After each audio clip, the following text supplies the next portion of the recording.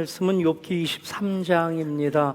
욥기 23장 1절부터 10절까지 기록된 하나님 말씀을 우리 한 목소리로 같이 읽겠습니다. 욥이 대답하여 이르되 오늘도 내가 반항하는 마음과 근심이 있나니 내가 받는 재앙이 탄식보다 무거움이라. 내가 어찌하면 하나님을 발견하고 그의 처소에 나아가랴.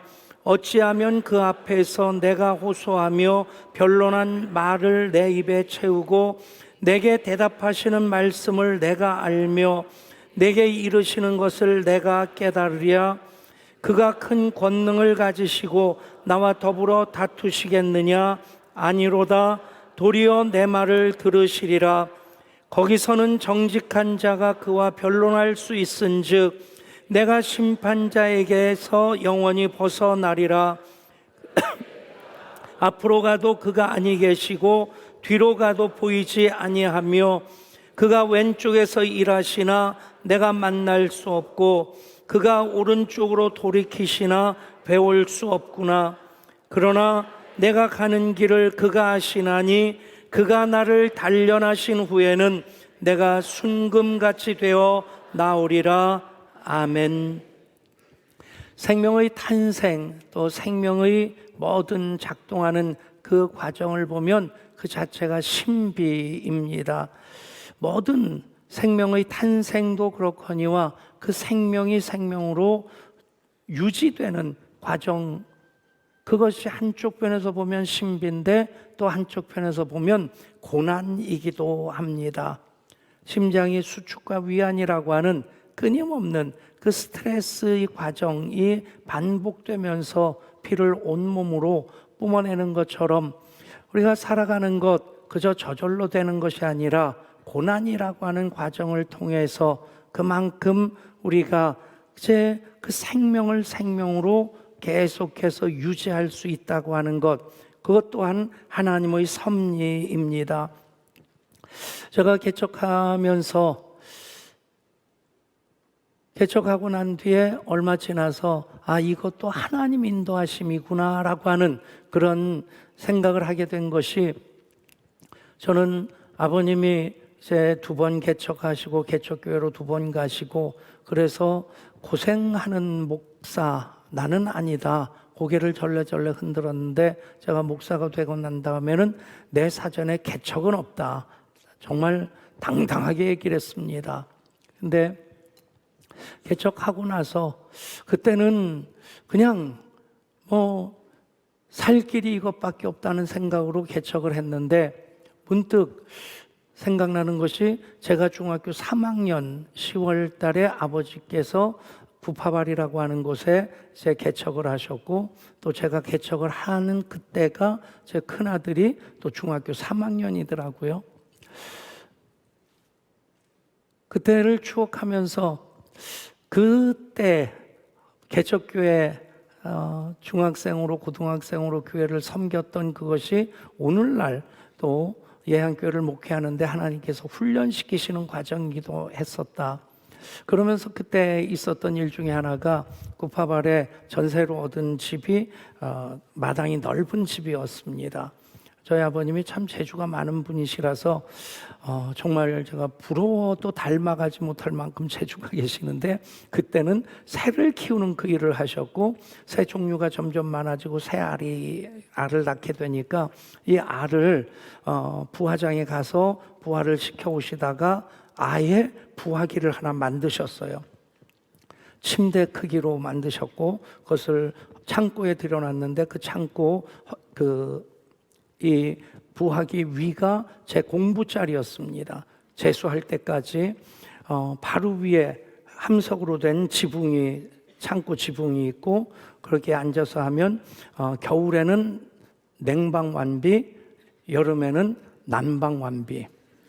아래서 부화기 열이 뿜어내는데 이 스레트 지붕까지, 함석 지붕까지 뻘겋게 달아올 만큼 그 뜨거운 여름 어떻게 보냈는지 지금 생각해도 참 상상이 안 될 정도인데, 그렇게 그곳에 있었기 때문에 이 새들이 부화되는 과정을 정말 세심하게 살펴볼 수 있었습니다.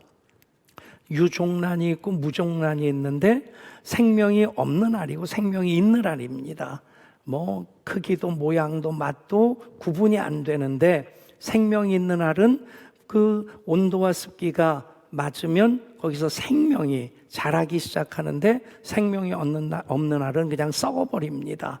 단백질 썩은 냄새, 이 생명이 없는 알이 썩어가지고 이 껍질이 얇아져서 그걸 옮기다가 자칫 잘못 건드리면 깨져서 완전히 그 썩은 냄새로 그냥 창고에 가득 차게 되고, 근데 이 알들마다 그 부화기 안에서 일주일 정도 지나게 되면 이 검난기라고 해서 이 원뿔형으로 된 그 안에 100촉짜리 전구를 넣어놓고 그리고 그 위 깔때기를 잘라서 그 위에다 알을 올려놓습니다. 그러면 일주일 정도까지는 그냥 밝은 빛이 투과가 되는데, 그런데 일주일 지나면서부터 붉은색 빛이 나기 시작합니다. 심장이 만들어지고 그리고 또 핏줄이 점점 퍼져나가면서, 그리고 또 한 일주일 지나게 되면 뼈도 만들어지고 깃털이 몸을 덮기 때문에 이 빛이 투과가 안 되면서 검은색이 납니다. 그때쯤 이 알을 귀에 이렇게 대보면 이 심장 뛰는 소리가 들려요. 심장이 토닥토닥토닥 막 뛰는 소리가 들리면 제가 숨 쉬는 것도 조심스러울 만큼 이 생명이 이렇게 작동하고 있다는 것이 얼마나 신비스러운지. 그러면서 메추리 같은 경우는 16일, 17일, 꿩 같은 경우는 20일 정도, 그리고 칠면조나 그리고 공작 같은 것은 한 27, 8일 되면 부화가 됩니다.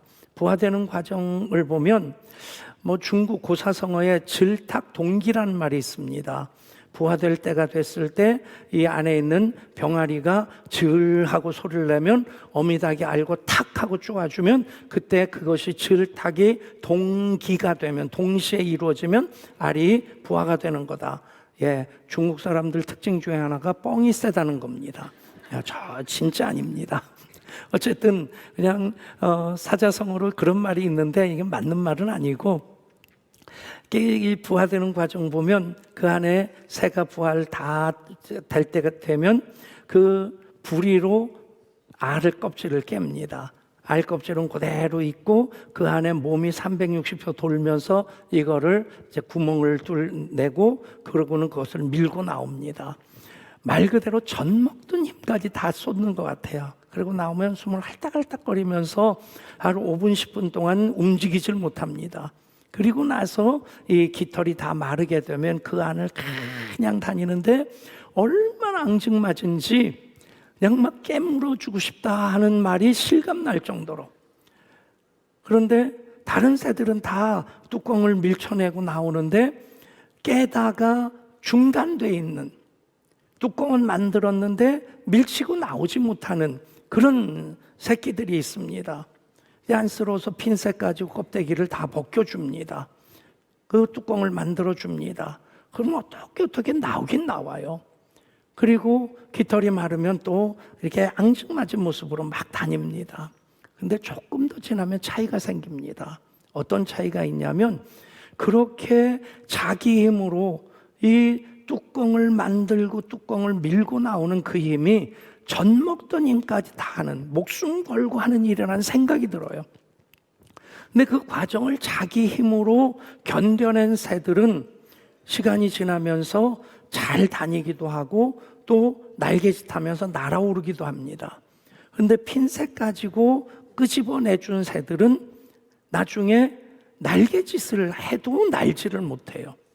똑같은 것이 누에 고치가 이제 나방으로 깨어나오는 과정, 모든 나비나 나방이나 완전 변태의 과정을 통해서 마지막에 이제 고치에서 이제 나비가 되고 나방이 될 때 그 고치를 보면 그 안에 나비나 나방이 있는 건지 이것이 밖으로 나온 건지 구분이 안 될 만큼 그 겉모양이 비슷합니다. 자세히 보면 바늘구멍 하나가 뚫려져 있어요. 어떻게 이것을 뚫고 나왔을까 싶을 정도로. 그런데 여기서 똑같이 적용이 됩니다. 자기 힘으로 그 바늘구멍 같은 것을 밀고 나온 그 나비나 나방은 자기 날개를 펼쳐 날아오릅니다. 그런데 사람이 안쓰러워서 뚜껑을 가위로 잘라가지고 끄집어내준 그 나비나 나방은 날질 못합니다. 과학자들이 밝혀낸 바에 의하면 정말 고통스럽지만 그 힘든 과정, 그 작은 바늘구멍을 뚫고 나오는 과정을 통해서 날개 전체로 힘이 퍼져 들어간답니다. 여러분, 고난은 무익한 것이 아닙니다. 없었으면 좋겠다, 아니면 나와 상관없으면 좋겠다. 우리가 누구나 그런 생각은 할 수 있을 것입니다. 그런데 우리가 사는 이 세상이 에덴 동산이 아니라 에덴의 동쪽이고요. 그리고 또 하나님께서 만드신 생명의 이 메커니즘, 생의 주기를 보면 인생이라고 하는 말은 생로병사이기도 하고 희로애락이기도 합니다. 여러분, 희와 락만 있는 것이 아니라 노와 애도 들어가야만이 분노하게 되고 분노하게 만드는 일, 슬퍼하고 슬퍼하게 만드는 그런 일들까지도 희와 락 사이에 들어가 있는 것이 인생이라고 하는 것입니다. 태어났으면 죽기까지 늙어가는 것이고, 병드는 일, 다른 사람들만 병드는 것 아니고 어느 누구도 질병과 예외 없이 살 사람이 없습니다. 이 부분에 대해서 이것 또한 이 땅에 살아가게 하신 하나님의 섭리라고 하는 것을 이해하지 못하면 우리는 성경을 잘못 이해하게 됩니다. 예수 믿으면서 착각하는 것이 무엇입니까? 예수 믿으면 고난과 상관없어질 것이다. 고난이 나를 다 피해갈 것이다. 오래전에 만화 영화였는데 그 주인공이 악당을 만났는데 악당이 주인공이 새였어요. 새였는데 아무튼 권총을 꺼내서 땅땅땅땅 쏘는데 이 주인공이 샥샥샥 피합니다. 어떤 영화에서든지 주인공은 끝까지 안 죽습니다. 뭐 그런가 보다. 어쨌든 보고 있는데 권총을 빵빵 쏘는데 착착 피하니까 그 다음엔 장총을 꺼내서 빵빵빵빵 쏘는데 그것도 샥샥샥 피해요. 그러니까 악당이 약이 올라가지고 그 다음엔 기관총, 총열이 다 있는 옛날에 막 돌리는 그 총 가지고 드르륵 하면 쏘기 시작합니다. 그러니까 막 피하는데 얼마나 열심히 피하는지 먼지가 뽀얗게 오르게 되고, 그리고 나서 기대하는 것은 야, 그 주인공이 총알을 다 피했나 보다. 먼지가 쫙 가라앉고 난 다음에 피한다고 피한 총알을 다 맞고 꼴까닥하고 쓰러지는 굉장히 웃긴 장면으로 희극적으로 연출을 했는데 웃기는 좀 어려운, 어쩌면 예수 믿으면서 고난 면허증을, 면제 면허증을 가진 그런 사람으로 고난은 나와 상관없다고 생각하는데 이런저런 종류의 고난들을 겪지 않고 살 수 없다는 얘기입니다. 성경적으로 보면 우리 믿음의 선진들 중에 하나님께서 앞세워 사용하신 모든 사람들 단 한 사람도 광야 학교라고 하는 그 고난 과정을 거치지 아니하고 하나님께 쓰임받은 사람이 없습니다. 욥기를 우리에게 주신 이유가 무엇이냐? 욥이 당한 고난은 이따만큼 크고 너는 요만큼밖에 안 된다. 그러니까 너무 엄살 부리지 마라. 그런 목적이 아닙니다. 이 땅에 사는 동안 물론 신학적으로 해석해야 될 부분들이 많이 있지만 지금 욥기 전체를 이제 20-30분에 다 정리하기는, 그런 얘기까지 하기는 너무 시간이 없고, 여러분, 욥이 겪는 고난 누구도 예외일 수 없다는 것입니다. 그런데 그 고난 가운데서 하나님을 의뢰하고 욥처럼 불평할 수 있습니다. 원망할 수 있습니다. 오늘 말씀에서 욥이 그렇게 얘기합니다. 오늘도 내게 반항하는 마음과 근심이 있나니 내가 받는 재앙이 탄식보다 무거움이라. 그가 받는 재앙이 얼마나 큽니까? 자식 다 잃었죠. 재산 다 잃었죠. 온몸에 헌대가 생겨서 깨진 기와장 가지고 벅벅 긁어야 되는, 저도 그 부분에 대해서 요만큼은 좀 공감할 수 있겠다 싶어요.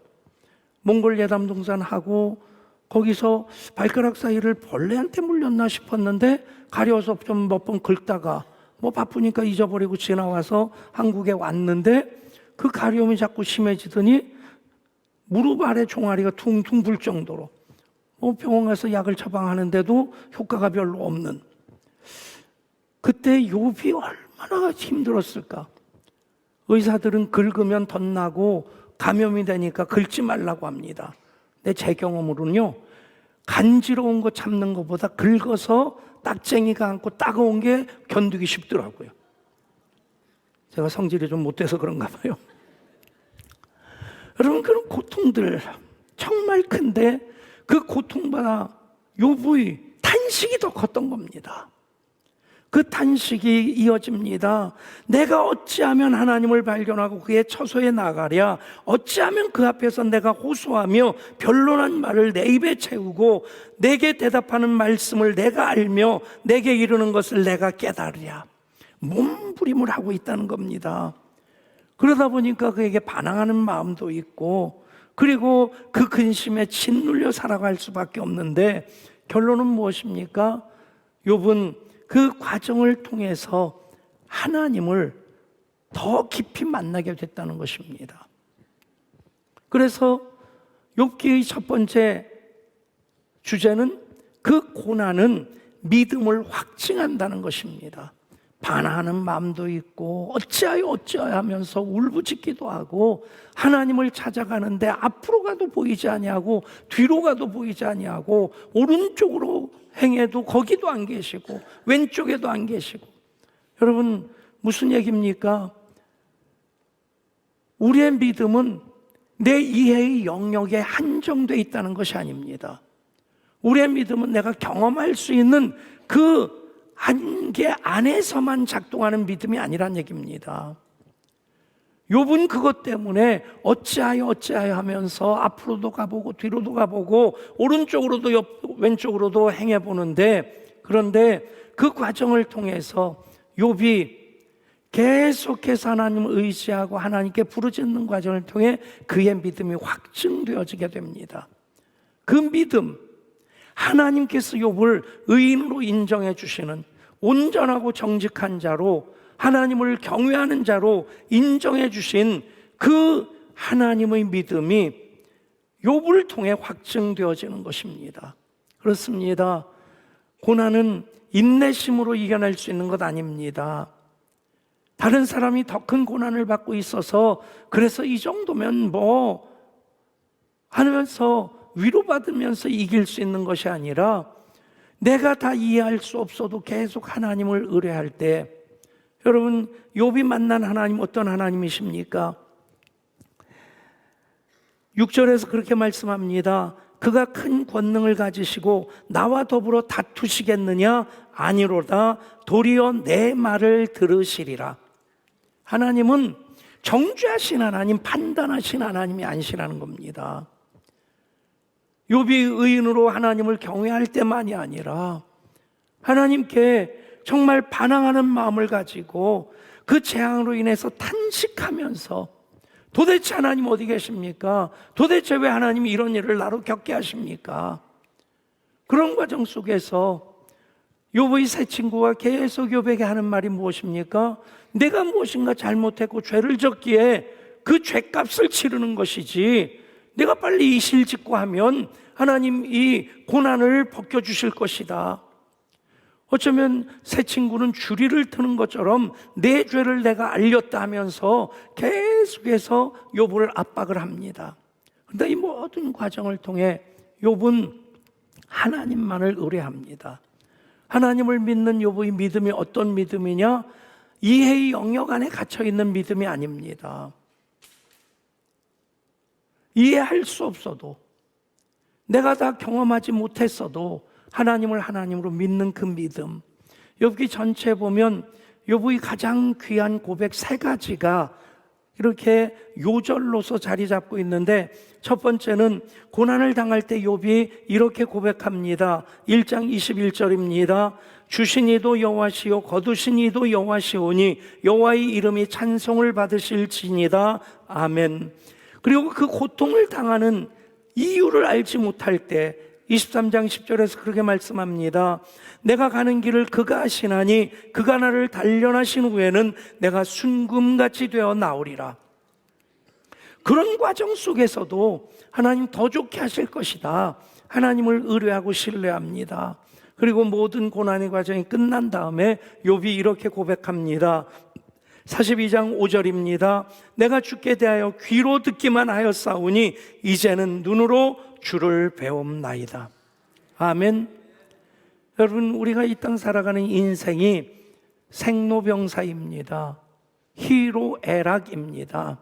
그러나 욥의 고백을 내 고백으로 삼고 살아갈 때 우리는 이 고난의 과정 통해서 우리의 믿음을 확증하게 될 줄 믿습니다. 그런 고백으로 우리 말씀 1장 21절 같이 읽습니다. 주신 이도 여호와시요 거두신 이도 여호와시오니 여호와의 이름이 찬송을 받으실지니이다. 23장 10절 내가 가는 길을 그가 아시나니 그가 나를 단련하신 후에는 내가 순금같이 되어 나오리라. 42장 5절 내가 주께 대하여 귀로 듣기만 하였사오나 이제는 눈으로 주를 배움나이다. 아멘. 그 과정을 통해서 욥은 고난을 통해 하나님 주시는 더 풍성한 은혜와 복을 누리게 됩니다. 고난이 위장된 축복이다 하는 이야기는 청교도들이 했던 이야기입니다. 신앙의 자유를 위해서 메이플라워를 타고 대서양을 건너 미국에 도착을 합니다. 그리고 겨울을 지나면서 먹을 것이 없어서 그 추위에 그들을 건너간 사람들 중에 5분의 1 정도가 목숨을 잃을 만큼 혹독한 겨울을 지냅니다. 그런데 그 고난의 과정을 통해서 하나님께서 그들에게 부어주시는 은혜를 경험하고 난 다음에 고난은 위장된 축복이다. 여러분, 그 고백은 고난을 통과한 사람만이 할 수 있던 것입니다. 하나님은 좋은 환경과 조건에서만 은혜와 복을 주시는 하나님이 아니십니다. 가장 열악하고도 가장 그 고통스러운 처지에서도 하나님을 의뢰하는 믿음이 있다면 우리는 오히려 기뻐하며 살아갈 수 있게 되는 것입니다. 23장 10절에서 그러나 내가 가는 길을 그가 아시나니 그가 나를 단련하신 후에는 내가 순금같이 되어 나오리라. 여기서 단련이란 말이 히브리어로 바한이란 말인데 테스트한다, 검증한다, 시험한다 그런 뜻입니다. 여러분, 우리를 향한 하나님의 믿음이 어떤 것일까요? 욥이 1.1의 흠이 없어서 그를 의인이라고 인정해 주시는 것이 아니라 구원받은 하나님 자녀들을 의롭다고 인정해 주십니다. 그 대상이 욥이고 그 대상이 우리들입니다. 그래서 이 단련이라는 과정을 통해서 우리를 향한 하나님의 믿음이 확증되어지는 겁니다. 그 믿음이 확증될 수 있도록 우리가 해야 되는 것은 그런 과정 속에서 계속 하나님 붙잡고 의뢰하고, 때로는 반항하는 마음이 있을 수 있습니다.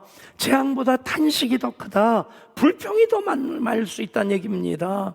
그런데 하나님을 떠나지 않습니다. 하나님 왜요? 왜 이렇게 하십니까? 하나님 하는 사이에 오직 그가 나를 아시나니 그가 나를 단련하신 후에는 내가 정금같이 순금같이 되어 나오리라.